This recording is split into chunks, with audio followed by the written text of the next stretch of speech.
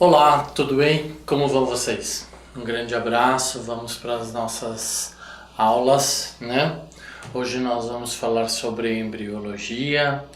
Nossa aula de curso, nós vamos falar sobre botânica, né? Espero que vocês consigam acompanhar e que a gente consiga então desenvolver um conteúdo bem bacana para vocês aí, né? E isso possa ficar em vocês, tá? Então nós vamos falar sobre os tecidos de secreção. Então as plantas, né, possuem alguns tecidos diferenciados que têm funções específicas e estas funções estão ligadas à secreção celular, né? Então tecidos que secretam substâncias, sejam para proteger, seja para defesa, seja por várias razões que nós vamos apresentar e conversar aqui hoje, tá bom? Então, ligadas à eliminação de produtos finais do metabolismo, né? Então, os resíduos do metabolismo ou algumas substâncias específicas do metabolismo, né? Tá? Que servem para impedir a deterioração da planta. Então, vamos supor que um metabolismo, assim como nos seres humanos e nos animais, nós após o metabolismo geramos sobras, né? Que são as nossas urinas, as nossas fezes, né? As plantas também, depois de um certo volume metabólico ou de metabolismo, né? De síntese, elas geram resíduos. Estes resíduos podem ficar armazenados em algumas células de tecidos ou também depois serem secretados da planta para fora, para o meio ambiente ou internamente de uma célula para outra, tá? Essas substâncias, né, que são produzidas e eliminadas, né, muitas vezes são também atrativas a animais, por exemplo, as substâncias melíferas que atraem as abelhas, né? Ou algumas essências, seivas ou resíduos que atraem alguns outros insetos e animais que por sua vez vem até a planta por questões de atratividade. Nós vamos falar mais sobre isso, sobre esses estímulos aos animais, e aí acabam fazendo algumas funções perante a planta, tá? Uma delas são os polinizadores. Então nós temos as abelhas, vários outros tipos de insetos que ao virem até a planta para se alimentar ou beber desses extrativos, acabam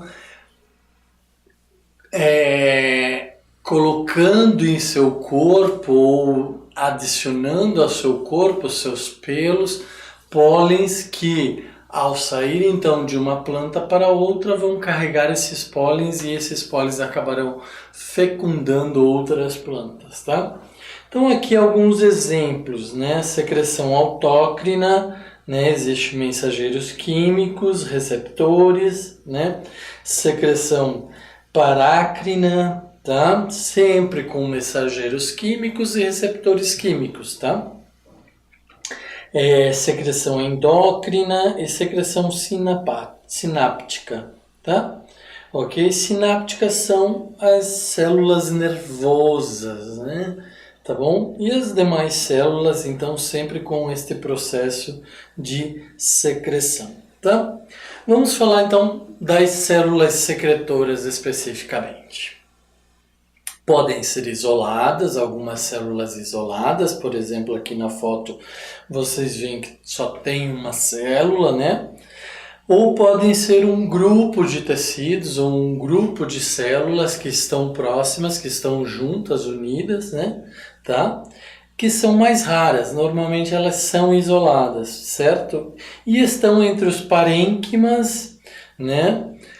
Palissádico e lacunoso. Lembram de quem eram os parênquimas palissádicos e lacunosos? Pois se não lembram, vão lá, recordem as aulas da semana passada, as últimas aulas, e aí vocês vão reforçar este conceito de parênquima, né? palissádica ou lacunoso, tá bom? E estruturas diferenciadas da epiderme, né? Então, quem que era a epiderme? Era a camada mais externa da nossa pele ou da pele dos vegetais, que tem uma função de proteção, tá? Então, com o acúmulo de oxalatos de cálcio, surgem as drusas, né? Que são essas formas de estrelas, ok? Ou ráfides, que são umas formas de agulhas, então elas são oriundas de oxalatos de cálcio, né? Algumas plantas possuem isso mais forte em suas células, tá ok?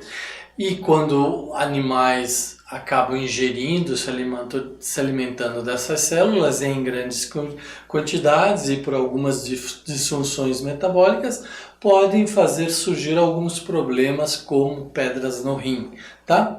Mas não se preocupem que, olha, precisa comer muito e precisa ter uma disfunção orgânica para poder ter os problemas de pedras no rim, tá bom?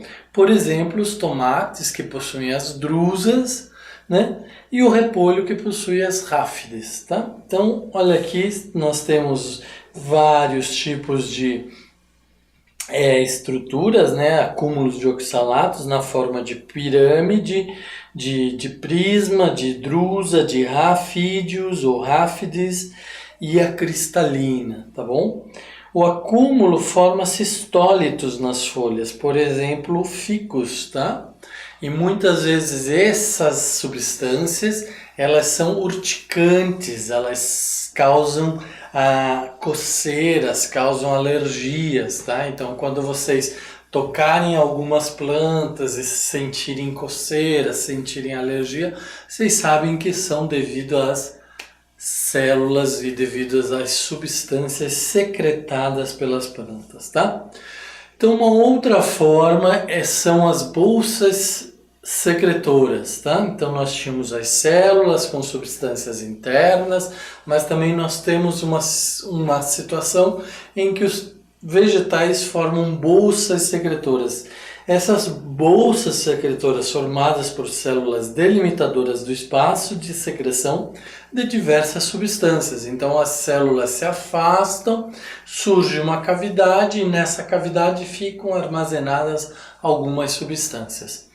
Exemplos: alcaloides, cafeína, taninos, terpenoides, morfina, estricnina, né? Então são substâncias que ficam armazenadas não mais na célula, mas sim numa bolsa, numa cavidade formada ou por afastamento das células, ou por destruição da célula, ou por algum comando específico, tá? E pode ser venenosas para alguns animais, protegendo então contra seus inimigos. Eu citei aqui a urtiga, né? Mas tem várias outras plantas que possuem essas bolsas secretoras e essas substâncias no seu interior são venenosas, ou seja, acabam afastando os animais por odores ou pelo conhecimento dos animais de que aquela planta lhes causa dano, né? Temos também aquelas outras que eu falei para vocês que geram néctar, que são atrativos dos agentes polinizadores e que nós precisamos preservar as abelhas, pessoal, tá? Nós estamos correndo um sério risco de perder a biodiversidade, perder capacidade produtiva de alimentos dos nossos plantios por falta de agentes polinizadores, tá? Ou inibir o crescimento de fungos e repelir animais, né? Então, a presença dessas substâncias secretoras, dessas bolsas secretoras, acabam que protegendo a planta contra o ataque de inimigos naturais, contra a proliferação, crescimento de fungos, ou mesmo que animais maiores se alimentem dessas plantas. Acabam tornando indigestas essas plantas para os animais e eles acabam adquirindo então a consciência de que aquela planta não é boa para a sua vida, né? E aí as evita, tá? Os terpenos bastante interessante. Quantos de vocês já depois de uma chuva, saiu no quintal da sua casa, ou foi andar num mato, ou foi andar numa floresta e sentiu aquele cheiro, né, de mata, e aí fala assim, cheiro da terra depois da chuva. Pois bem, são terpenos, são substâncias que são liberadas pelas plantas no momento da chuva e que dão aquele aroma, aquele, né, odor específico para campos e florestas e meio ambientes logo após a chuva, tá?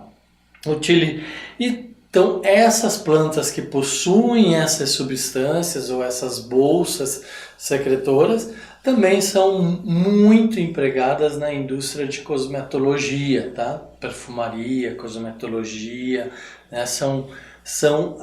Então, não mais negativas, mas são atrativas de animais e têm sua função social e econômica, né? Olha lá um exemplo, 2 exemplos de bolsas secretoras. As bolsas secretoras podem ser classificadas então por esquizógenas, lisógenas ou esquizolisógenas, né?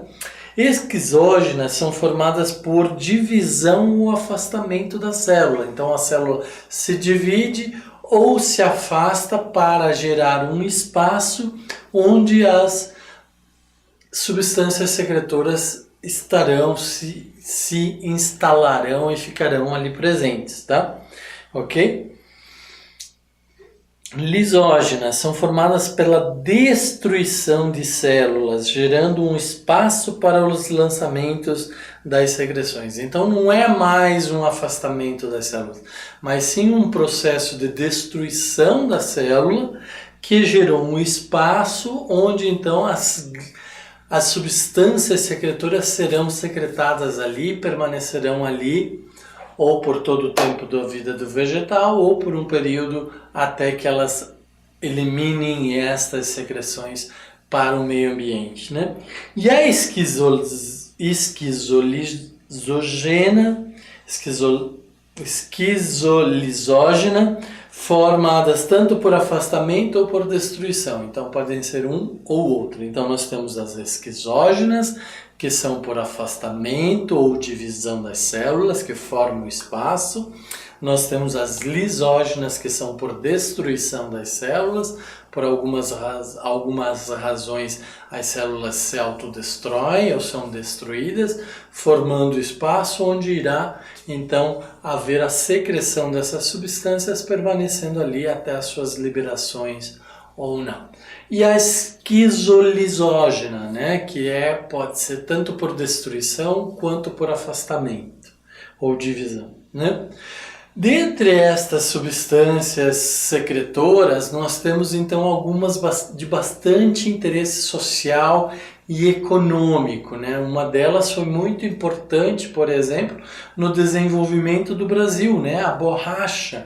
Então, os vasos laticíferos, né? Significam tubos laticíferos presentes no fluema ou no xilema. Vamos ver se vocês prestaram atenção e conseguem raciocinar. Xilema ou fluema? Xilema eram células mortas no interior da planta, né?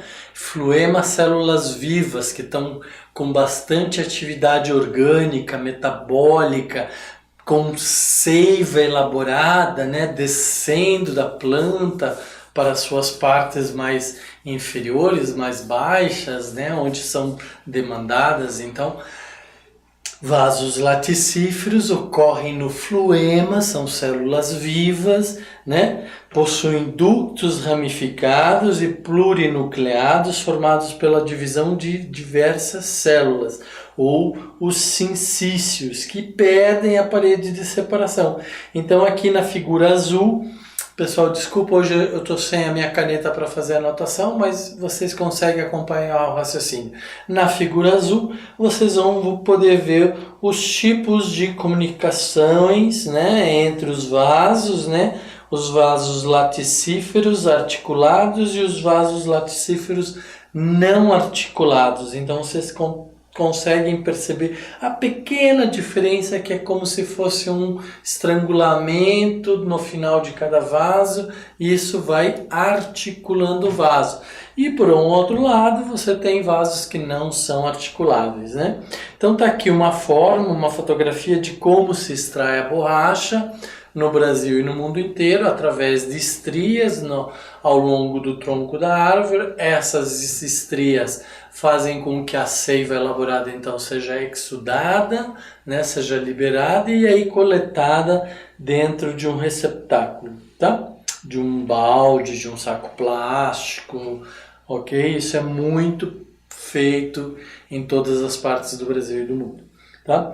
Então são vacúolos do acúmulo do látex, né? Por isso laticíferos, látex, que é a borracha, né? Branco-leitosa para proteção e cicatrização de ferimentos.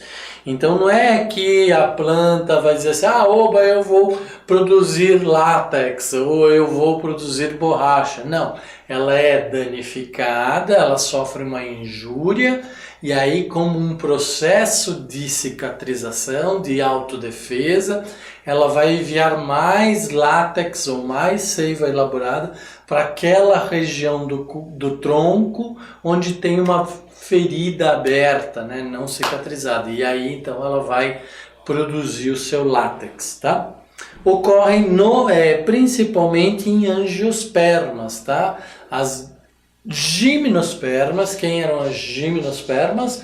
Vamos lembrar da aula passada. As gimnospermas eram as plantas com fruto ou com semente desnuda, né? Então não tinham frutos, né? Então, por exemplo, as nossas coníferas, né? Os nossos pinheiros, a araucária, os pinheiros aqui do Brasil, ou pinos, que não formam fruto verdadeiro. Então são ditas as sementes nuas, né? Tá? Mas as angiospermas são aquelas que possuem um receptáculo, um endoderme, algo que protege a semente. Por exemplo, o abacate, o abacatezeiro, a pera, a maçã, a mexerica, a laranja, né? São todas angiospermas, porque tem as sementes protegidas por um tecido, né? Tá? E aqui no caso da extração do látex, né? Então nós temos as seringueiras, mas eu também fiz questão de colocar o exemplo do mamão, mas nós temos o ficus, que são aquelas plantas que quando você quebra, que quando você corta, elas liberam leite que parece uma cola, bem grosso, né? Algumas pessoas têm alergia a esse leite, né? Que são substâncias secretadas ou substâncias ditas até como látex, né? Diferentes níveis de látex, tá? Os vasos resiníferos, agora as plantas gimnospermas sem fruto. Então nós tínhamos nas angiospermas a produção de látex, né? E nas gimnospermas, que são as plantas sem frutos ou com sementes nuas, nós temos a produção de resina, tá? Então pinos, vários tipos de pinos, né? Algumas outras coníferas que podem produzir resina em quantidade suficiente ou em quantidade comercial, social, econômica atrativa, pode gerar receita, tá? Então, tubos ramificados onde se acumula a resina, né? Então aqui nas fotos vocês veem 2 receptáculos da resina. Também foram feitas injúrias no caule da planta para que ela liberasse essas resinas, tá? São estruturas intercelulares, né? Geralmente nas gimnospermas, olha aí, falei para vocês, plantas com sementes nuas, solidifica-se ao entrar em contato com o ar. Então, na primeira imagem, aqui em cima vocês veem 2 bolsas com uma resina parecendo mais líquida, e na de baixo vocês verificam que a resina já está mais empedrada, já está mais solidificada. É isso que acontece com a resina quando entra em contato com o solo, ela acaba se solidificando, tá? E são utilizadas para vários fins, né? Desinfetantes, breus, bálsamos, mirra, incenso, goma de mascar, solvente de tintas, diluentes de tintas, ou seja, a resina tem uma utilidade infinita e aqui no Brasil nós somos grandes produtores de resina, tá? Principalmente na região de São Paulo, sul de São Paulo, quase divisa com o Paraná, norte pioneiro do Paraná, tá? Pelos glandulares, né? Então nós já vimos as estruturas laticíferas, as estruturas resiníferas, né? Ou a secreção resinífera, a secreção laticífera, e agora nós vamos ver então a secreção dita glandular, né? São glândulas nas células que produzem essas substâncias que têm como função novamente ou espantar, afastar seus inimigos, ou no caso das plantas canibais, né? Elas podem ajudar a decompor as proteínas dos animais, principalmente dos insetos, que vêm até a planta para se alimentar dessa seiva. Então essas glândulas, esses pelos glandulares, na verdade, exudam essa substância, que é um atrativo para os insetos e os animais, tá? Então são tricomas secretores, então olha lá, tricoma é porque o pelo sai da epiderme, não lá da mesoderme, nem da endoderme, sai da epiderme, é fácil de destacar, por isso são tricomas, que fazem a produção de secreção. Então aqui nessa foto onde vocês veem as duas coluninhas amarelas, vocês veem que tem glândulas bem lá na ponta delas para secretar substâncias que ou vão ser atrativas e benéficas aos seres animais e aos humanos, ou vão ser maléficas, vão atrair animais, insetos para lhes tirar a vida e assim prover alimentos para a própria planta, tá? Então, secretam substâncias aromáticas nas folhas e flores, né? Atraem animais polinizadores, defendem a planta dos animais venenosos ou urticantes, tá? Vamos falar da 4, então, né? Da quarta estrutura secretora, que são os nectários, que são glândulas encontradas nas flores, principalmente liberam o néctar, secreção açucarada, atrai os animais polinizadores.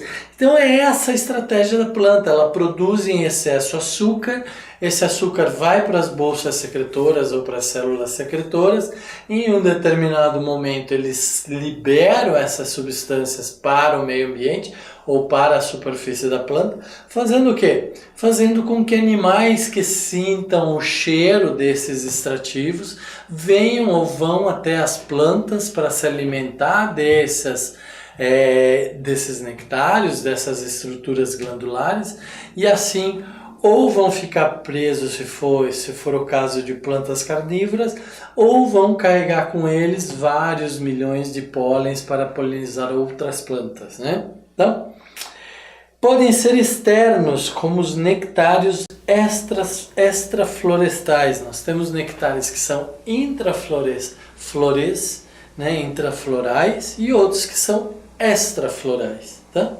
Então depende aí de onde que ele surge, tá?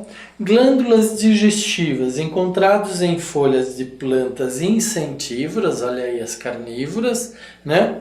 Enzimas digestivas digerem pequenos animais. Então nós estamos vendo aí numa carnívora uma mosca que foi ali para sugar o néctar, para pegar o açúcar da planta e acabou ficando presa e morreu ali pela planta, né?